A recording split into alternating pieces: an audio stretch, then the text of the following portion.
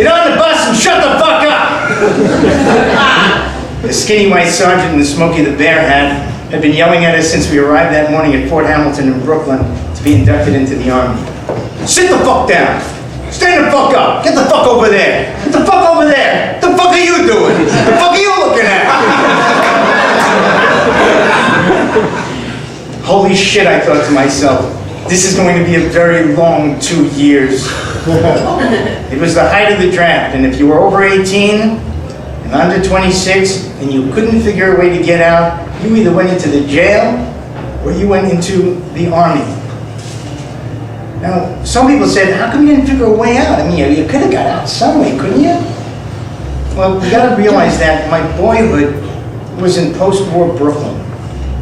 Everybody was from somewhere else, somewhere in Europe. And my parents kept my brother and I on my toes by identifying the families in our neighborhood by what concentration camp they were from. Oh look, it's the gay boys. Dachau.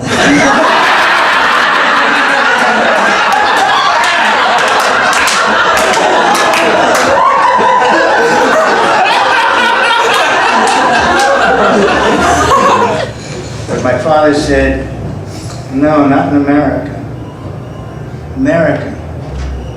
America is the saving grace of the world. How could I run away? How could I leave the country? The buses took us to troop transport planes and were flown down to Fort Jackson, South Carolina for just enough time to have our heads shaved, our civilian clothes stripped away, given a bunch of tests, given a bunch of shots, packed back into the buses to Fort Gordon, Georgia, and basic training. Now, we've all seen movies about basic training, right? Mine was not much different, except the only difference, I was in it!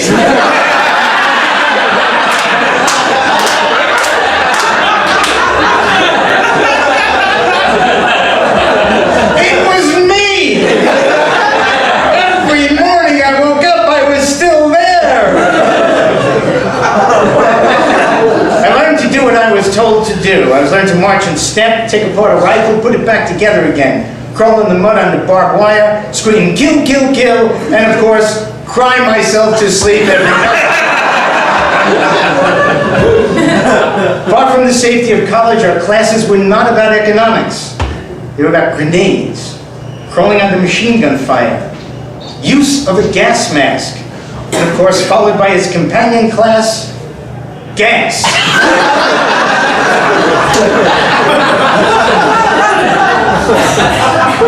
Of all the things that the Army does to reduce you into nearly blind obedience, the most difficult thing for me to adjust to was going to the bathroom. There are no stalls in the Army. There are just toilets. One right next to the other. 6 on one side of the latrine, 6 on the other facing them. I took a look at the array of men shitting next to each other and I decided I would have to wait till I got home for Christmas to have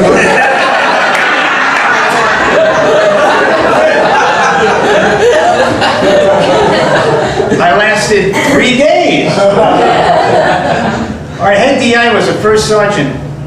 His name is Gutierrez. This was his introductory speech. My name is Gutierrez. Do not fuck with me. I am one bad motherfucker. I spent 2 years killing people in Vietnam before I was blown up by a mortar round in the Mekong Delta. My belly was blown open and my insides spilled out onto the ground. I did not complain. I did not cry. I shoved my intestines back into my body and I held them there while I walked 2 miles back to base camp.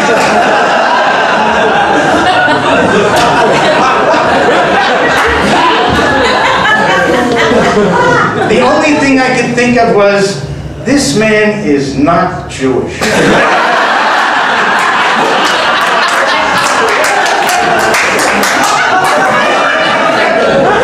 I mean, not just the name, but the whole intestine.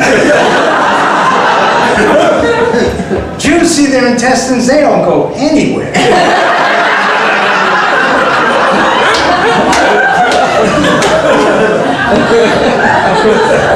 Anyway, for some reason, he really liked me. He said I had guts, and he said I looked like a chihuahua in a helmet.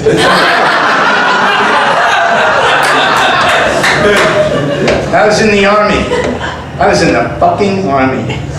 Most of us were draftees, and the specter of Vietnam and the growing casualties and body bags loomed heavy over all of us.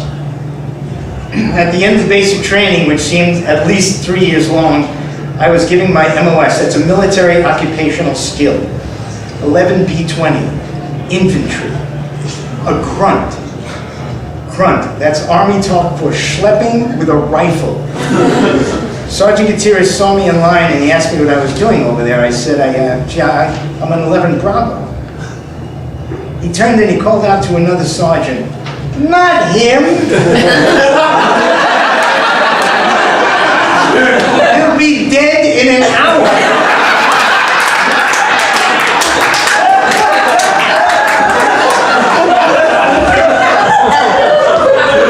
Not exactly what I would call an inspiring comment, but I didn't disagree with it.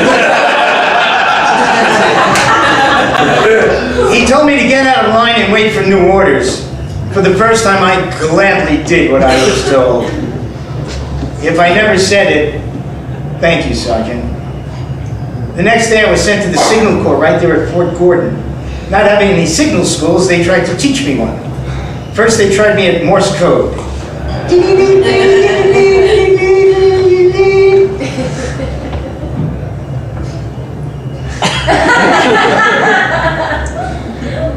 Everyone around me started writing. The only thing I heard was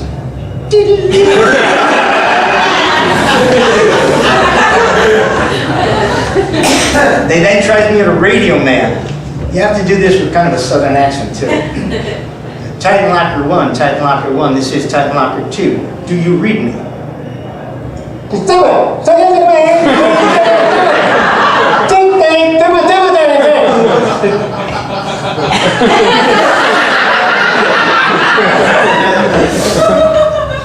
What?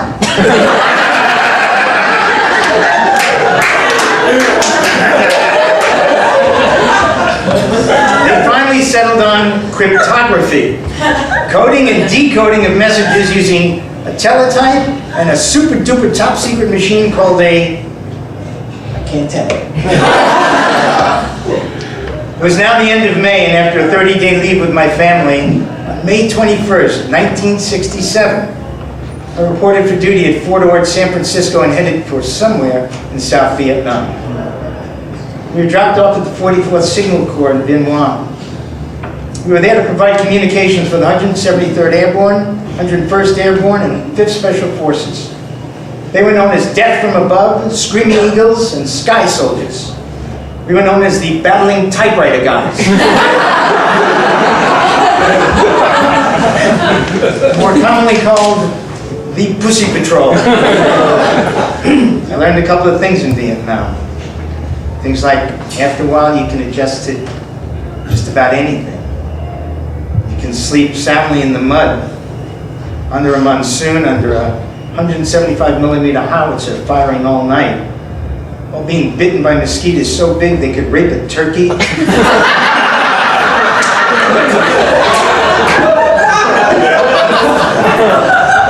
Without standing on their toes. I learned that a firefight with real people shooting real bullets is the most frightening thing in the entire fucking world. I learned that those who had to do that every day got a raw deal. And they were the bravest men you can ever imagine. I learned that Dorothy was right. And there is no place like home. And that if I ever got back to what we call the world, I would try my best not to piss my life away. Well, I came home, and the first thing I did was go back to college. But that's another story. Yay!